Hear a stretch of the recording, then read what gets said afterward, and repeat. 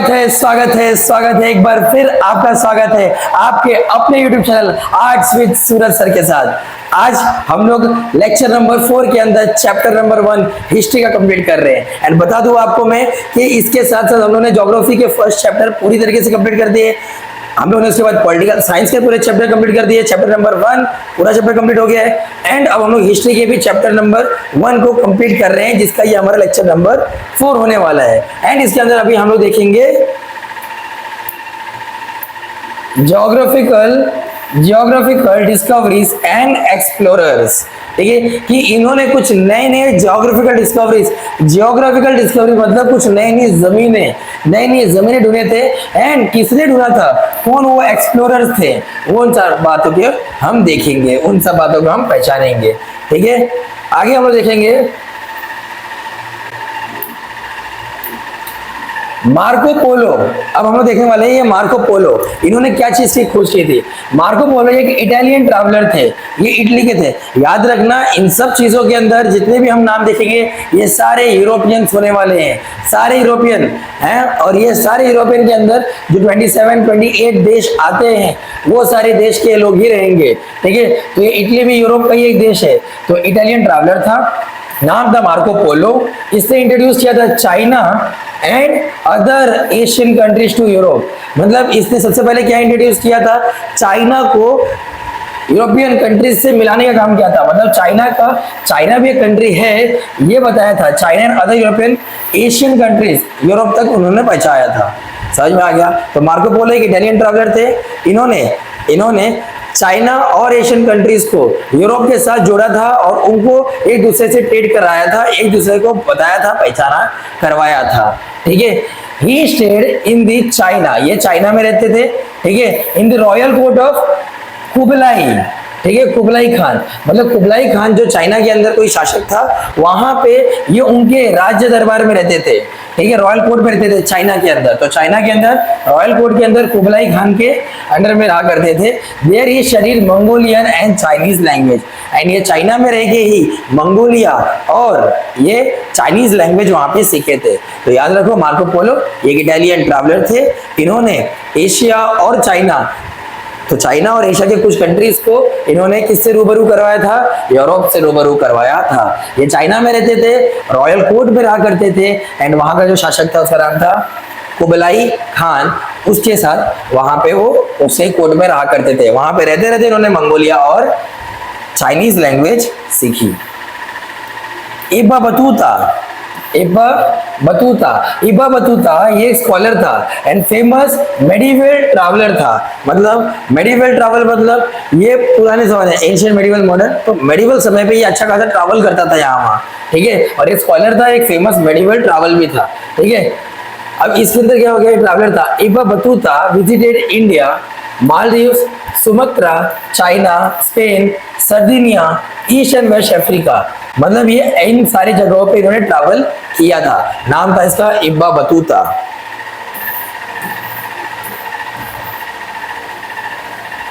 And various reason, ठीक है, बहुत सारी जगह पे इसने ट्रैवल किया था इब्बा बतूता। इससे पहले हमने देखा मार्को पोलो। अब देखिए Henry and navigator, Henry the navigator ये जो नेविगेट करते हैं एक जगह दूसरी जगह जाते हैं, ठीक है, उनको बोलते हैं। तो हेनरी नाम था। He was the Prince of Portugal in the 15th century. 15th century के अंदर ये पोर्चुगल के क्या थे, प्रिंस थे, वहां के राजकुमार थे।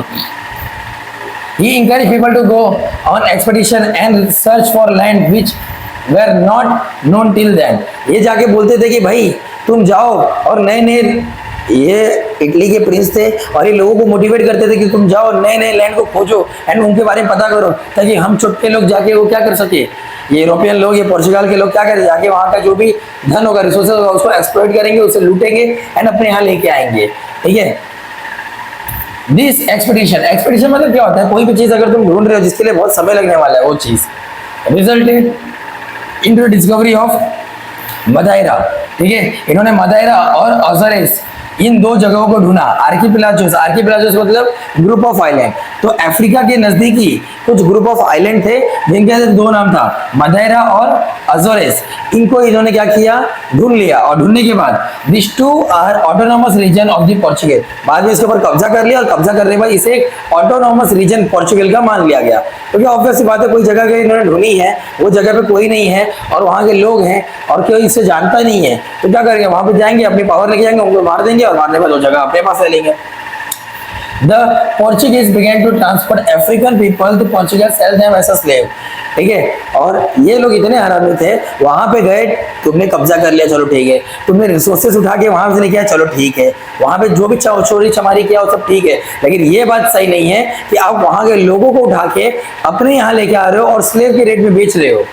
उनको वहां से उठा के अपने पोर्चुगल लेके आ जाते थे और वहां पे इनसे काम कराया जाता था, बंधुआ मजदूर, मतलब पैसे देके इनको खरीद लिया जाता था। एंड इतना ही नहीं, यहाँ के जितने भी सारे धन थे, पैसे थे, सब कुछ ये उठा के अपने पोर्चुगल भी लेके गए थे। ठीक है, brought back to the Portugal for this by this people. क्या, अफ्रीकन गोल्ड, वहां की जो सोने चांदी हीरे थे, सब कुछ उठा के ये लोग लेके जाते थे, रिसोर्सेज सारे एक्सप्लॉइट कर दिया इन्होंने। इसके बाद आया बार्थोलोम्यू डाइस। ठीक है, बार्थोलोम्यू डाइस ये भी एक पोर्चुगीज सेलर ही था।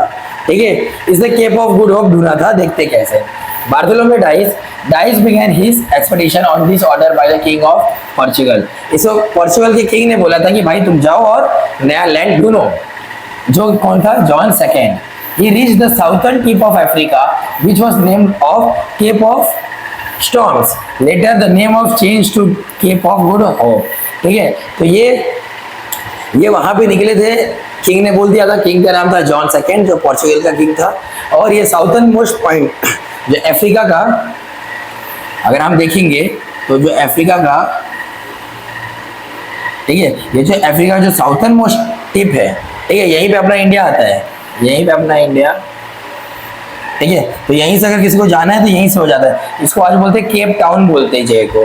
तो ये था आपका केप ऑफ गुड होप आज बन जाता है। तो पहले इसका नाम क्या था, केप ऑफ स्टॉर्म। मतलब ये स्टॉर्म मतलब बोलते हैं ना, ये जा रहे थे एंड वहां पे मतलब ऐसा कहा जाता है कि वहां पे तूफान आ गया था और तूफान आने की वजह से इनको ये जगह मिल गई, तो इसको केप ऑफ स्टॉर्म बोला जाता है। ठीक है, और यहाँ पे स्टॉर्म भी बहुत आते हैं। ठीक है, एंड बाद में इसे केप ऑफ गुड होप माना गया। He was the first seafarer to the circumnavigate and the African continent। और ये पहले ऐसे seafarer, ऐसे समुद्री जो यात्रा करते उनमें से एक थे जिन्होंने अफ्रीका का पूरा चक्कर लगाया हो। समझ में आया? तो उसका नाम था बार्थोलोम्यू डायस। क्या नाम था? Bartholomew Dias. क्रिस्टोफर कोलंबस देखेंगे, क्रिस्टोफर कोलंबस। अब देखो क्रिस्टोफर कोलंबस, इसका देखते हैं। इन द ईयर 1453 इस्तांबुल, कॉन्स्टेंटिनोपल, पहले इसे कॉन्स्टेंटिनोपल कहा जाता था, अब इसे इस्तांबुल कहा जाता है।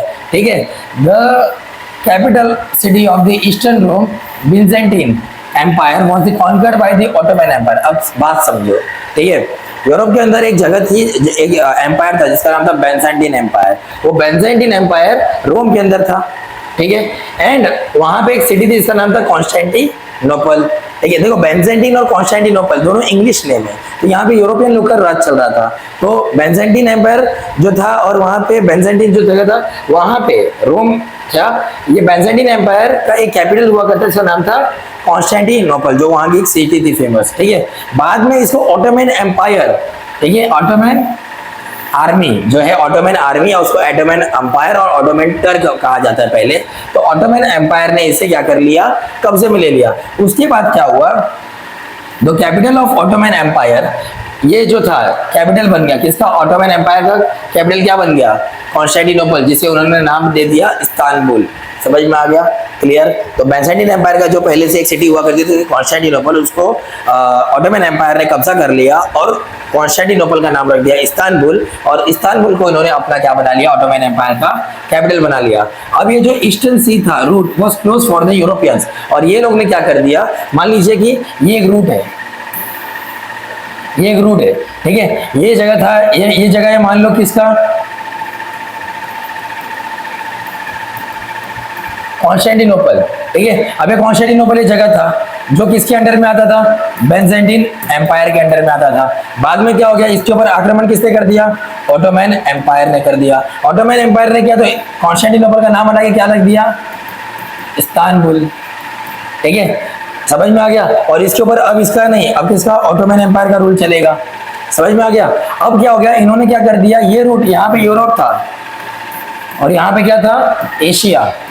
तो यूरोप और एशिया का ही कनेक्टिविटी इन्होंने तोड़ दिया, बोला यहाँ से कोई भी यूरोपियन पास होना नहीं चाहिए। अब यूरोपियन लोग जो चोर थे, इनको कहीं ना कहीं एशिया, इंडिया आना ही था, एशिया में इंडिया और सारी जगह पे आना ही था ट्रेड करना। तब इनको ऐसा लगा कि हमें भी एक नया रूट ढूंढना चाहिए, तो इन्होंने सी रूट ढूंढा और आगे फिर इन्होंने आगे बढ़े। It had become necessary for them to search for an alternative route for the Asia. इनको एशिया के लिए नया रास्ता ढूंढना था। With the support of the king Ferdinand and Queen, आगे देखते हैं। इन्होंने किसकी मदद से, King Ferdinand and Queen Isabel of Spain, Christopher Columbus and Italian explorer set sail in the search of India. अब देखो, फर्डिनेंड, किंग फर्डिनेंड और क्वीन इसाबेल ऑफ स्पेन, ये दोनों ने मिलके क्रिस्टोफर कोलंबस को भेजा कि नया सी रूट ढूंढो ताकि हम इंडिया तक पहुंच सके, क्योंकि इंडिया की वाट भी तो लगानी है। आगे देखते। He has certain that by sailing westernwards he would find India as the eastern is round, as the earth is round. Instead of searching India, he reached the island of America. अब ये जो ये था, क्या नाम है, इसका नाम है भूल गया, क्रिस्टोफर कोलंबस। अब देखो इस चीज को समझो। अब देखो,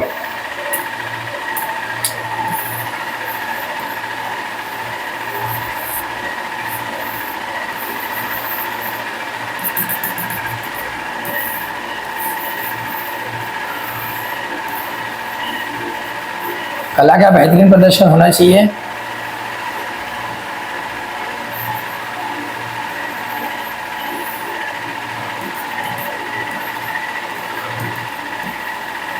अब देखो ये वर्ल्ड मैप है। इस वर्ल्ड मैप के अंदर हम लोग अगर देखेंगे, इस वर्ल्ड मैप के अंदर हम लोग देखेंगे तो ये यूरोप से यहाँ से निकला था, यहाँ से इसका ये मानना था क्रिस्टोफर कोलंबस का दुनिया गोल है। तो मैं अगर यहाँ से हम लोग जाते थे, यहाँ ये रास्ता कट हो गया तो हम लोग क्या करेंगे, यहाँ से अगर मैं जाऊंगा तो इस रास्ते से निकल के इधर आ जाऊंगा। तो ये यहाँ से निकला और यहाँ पहुंच गया, यहाँ था अमेरिका। इससे देखा कि हाँ भाई ये अमेरिका है, मतलब इसको क्या लगा कि इंडिया मेरे को मिल गया।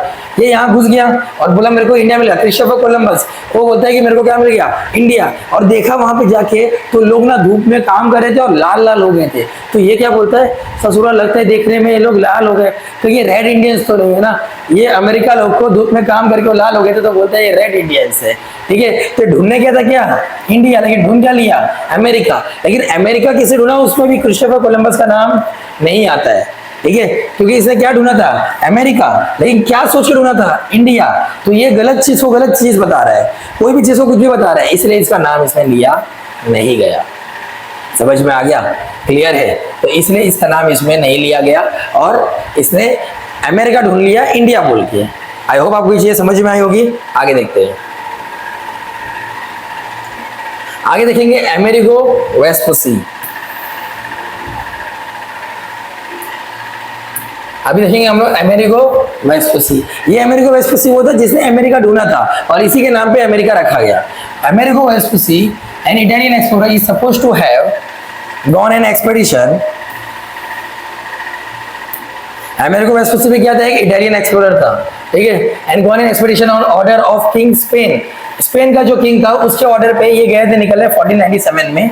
This led to he the land he found was named as Venezuela. Venezuela सबको मालूम है, आज जहाँ पे सबसे ज्यादा तेल का भंडार है वेनेजुएला, वही जिसके ऊपर अमेरिका ने सैंक्शन लगा दिए। तो ये किंग था स्पेन का जिसने ऑर्डर दिया था कि जाओ तुम नया लैंड ढूंढो, और उसने एक जगह ढूंढा, इसका नाम था Venezuela. In his third expedition, उसके तीसरे प्रयास में, ठीक है, by following the river course he could discover the delta region of the Amazon. और ये अपने तीसरे प्रयास में नदियों के सहारे इन्होंने नदी का जो डेल्टा होता है, जहाँ पे नदी एकदम फ्लो जाती है और वहाँ पे बहुत सारे सेडिमेंट्स रख देती है, जहाँ पे जमाव कर देती है, इन्होंने अमेज़न का डेल्टा ढूंढ निकाला। ठीक है, और वो अमेज़न का डेल्टा था and believe the America was named after Amerigo. तो इसने ब्राजील का जो अमेरिका वाला जो सीन था, वेनेजुएला बाजू में ही है।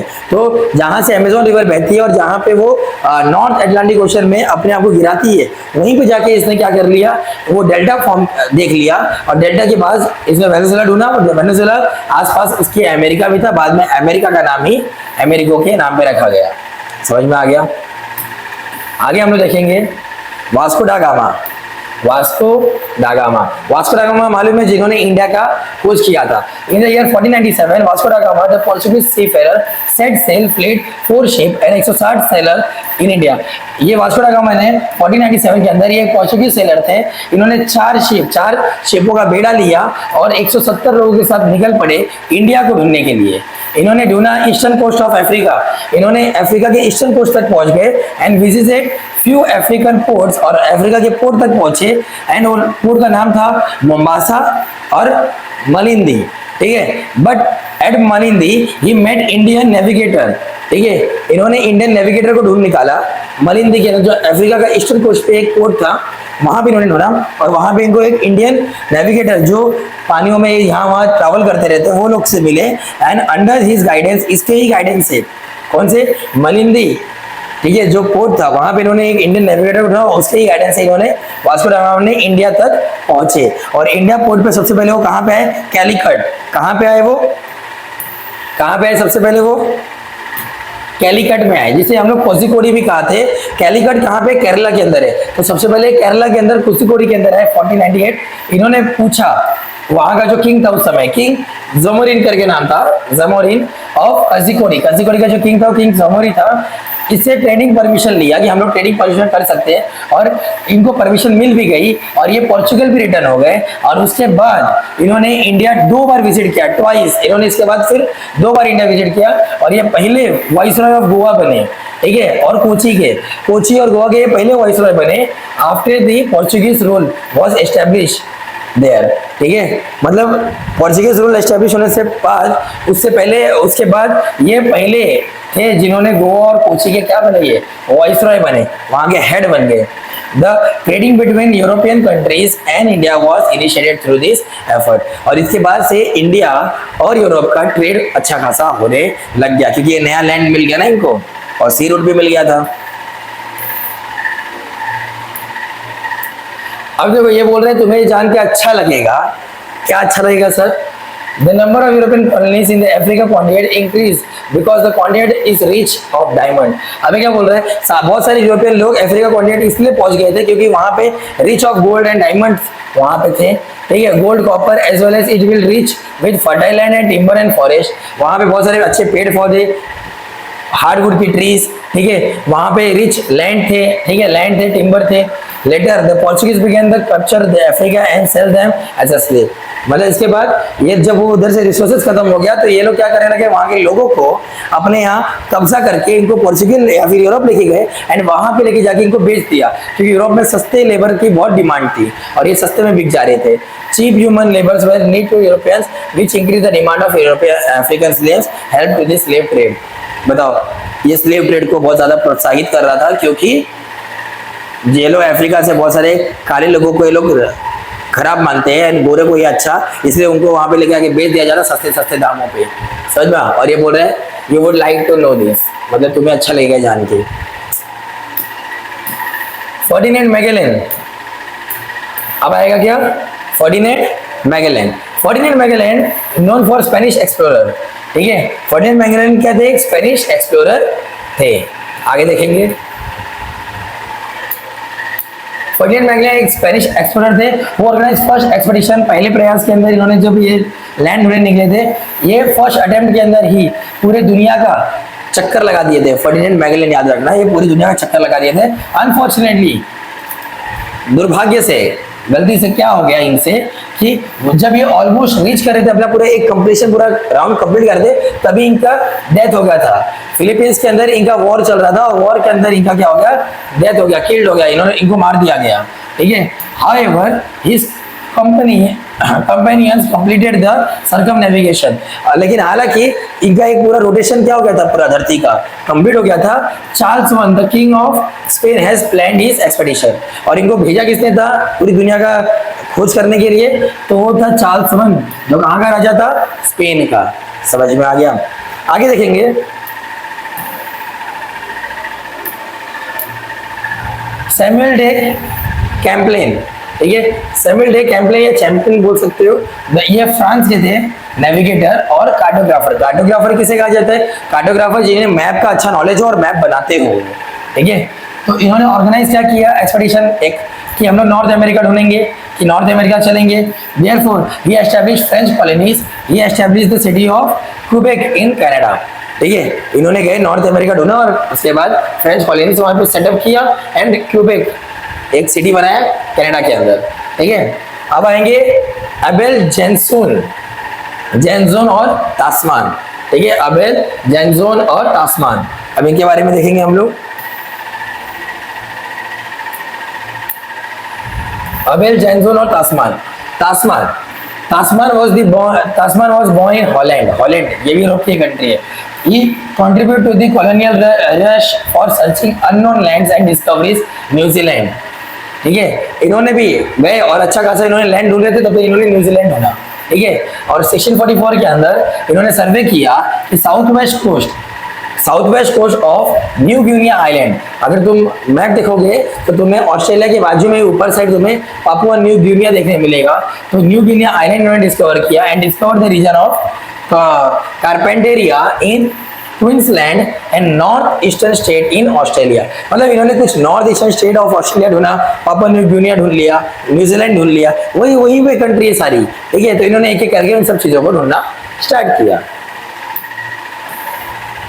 कैप्टन जेम्स कुक, अब क्या देखेंगे हम लोग? Captain James cook. Captain James cook ये कैप्टन थे, जेम्स कुक ये कैप्टन थे ब्रिटिश रॉयल नेवी के अंदर। ब्रिटिश अपनी एक नेवी थी, उसका नाम था ब्रिटिश रॉयल नेवी। तो ब्रिटिश रॉयल नेवी के अंदर ये एक क्या थे? कैप्टन थे। Set his foot in the New Zealand and Australia, इन्होंने अपना पैर के कदम कहाँ रख दिए? न्यूजीलैंड और ऑस्ट्रेलिया के अंदर। He surveyed his island in the Pacific Ocean and prepared accurate map. He cut across 60,000 nautical miles during the journey of the 3 years.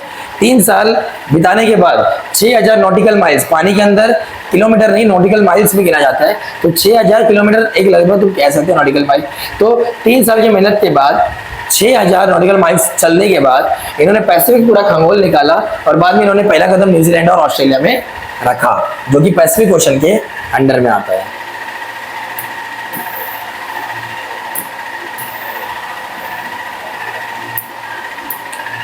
लॉइस Antony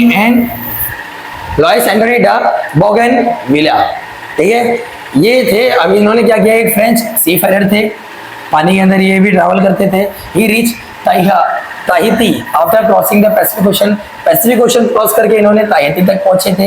इन 1771 इन्होंने एक बुक लिखी थी, वॉयेजेस अराउंड द वर्ल्ड, ठीक है। तो वॉयेजेस अराउंड द वर्ल्ड इन्होंने किताब लिखी which describe the journey to Tahiti.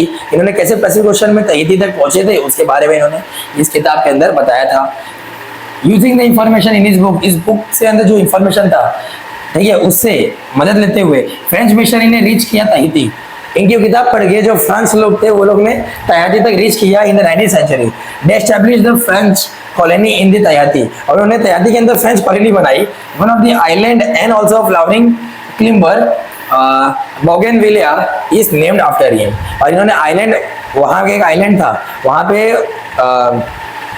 पे भर भर के ये जो फ्लावर है बोगनविला, अगर आप इसे सर्च मारोगे ना गूगल पे, अगर आप सर्च मारोगे तो आपको मालूम पड़ेगा कि हाँ ये तो हमारे यहाँ बहुत सारे डेकोरेशन में काम आता है। ऐसा फूल है जो बहुत सारी फ्लावरिंग वाली जगह पे पेड़ जैसा होता है एंड उसके बहुत सारे फ्लावर्स आते हैं, ठीक है, ऐसा झालर जैसा होता है, ठीक है। और इसी के नाम पे इस जगह का नाम रख दिया गया लुइस एंटोनी डा बोगनविला। मतलब ये आदमी जो ढूंढे थे इनके ही नाम पे ये फ्लावर का नाम रख दिया गया। मुंगो पार्क एक स्कॉटिश एक्सप्लोरर थे। मुंगो पार्क एक स्कॉटिश एक्सप्लोरर थे एंड इन्होंने अपना जो एक्सपेडिशन रखा था वो कहाँ? वेस्टर्न अफ्रीका में रखा था। 1795 में इन्होंने ट्रेस किया river Niger as a part of his expedition. इन्होंने बोला नाइजर रिवर मैंने ढूंढा है, समझ में आ गया? ये इन्होंने बता रहे थे, वेस्टर्न अफ्रीका के लिए निकले थे। एंड अभी आप देखोगे अल बरूनी, ठीक है, अल बरूनी विजिटेड इंडिया accompanying सुल्तान महमूद गजनी। ठीक है, he tried to estimate the diameter of the earth. He mentioned that determining the altitude and longitude was accuracy. Considering his time, his was very difficult task. He prepared a map of the earth indicating its round shape. अब ये जो थे अल बरूनी जो था आदमी, इसने अर्थ का map बनाया था और ये यहाँ पे सुल्तान महमूद ऑफ गजनी, ठीक है, महमूद ऑफ गजनी के साथ मिलके रह रहा था, ठीक है, विजिट किया था इंडिया साथ में। He tried the estimate the diameter, ये सोच रहा था कि मैं अर्थ का डायमीटर निकालना चाहता हूँ, अर्थ का डायमीटर मालूम है ना, ये सर्कल होता है तो ये उसका डायमीटर है, ठीक है, तो डायमीटर निकालना चाहता था और एल्टीट्यूड और लॉन्गिट्यूड से पता करना चाहता था कि अर्थ की टोटल लेंथ कितनी है, क्या है। एंड इसने एक अर्थ का राउंड शेप में इमेज भी बनाया था, मैप भी बनाया था, ठीक है। आई होप आपको ये सारे एक्सप्लोरर जो कि छोटे लोग थे, दुनिया में घूम के सिर्फ माल उठाना, रिसोर्सेज खत्म करना, लोगों को एक्सपर्ट करना, स्लेव्स को बेचना, यही इनका धंधा था, यही इनका पेशा था, ठीक है। और हरामी लोग से और क्या एक्सपेक्ट भी कर सकते हो। तो आई होप आपको ये चीज़ें सारी समझ में आई होगी। अगले लेक्चर में हम लोग लेक्चर नंबर 5 के अंदर 1.6 और 7 खत्म करने की कोशिश करेंगे। एंड आपका यहीं पे लेक्चर का दी एंड होता है। और आई होप आप लोग बहुत क्लियर तरीके से आपको ये सारी चीज़ें समझ में आ रही होगी। चीज़ें थोड़ी 2-3 दिन से थोड़ा डाउन चल रही है, ठीक है, बट फिर भी आपके वीडियोस आ रहे हैं, ठीक है। एंड आई होप आपको चीज़ें सारी समझ में आ गई होगी, अच्छे तरीके से समझ में आ गई होगी। आपको रोज़ पढ़ना है इसी तरीके से, 6 बजे मोटिवेटेड रहना है, ठीक है, एंड अपने आप को डिस्ट्रैक्शन से दूर रखना है। एंड तब तक के लिए अगले लेक्चर में मिलते हैं आपसे, तब तक के लिए जय हिंद, जय भारत, जय महाराष्ट्र।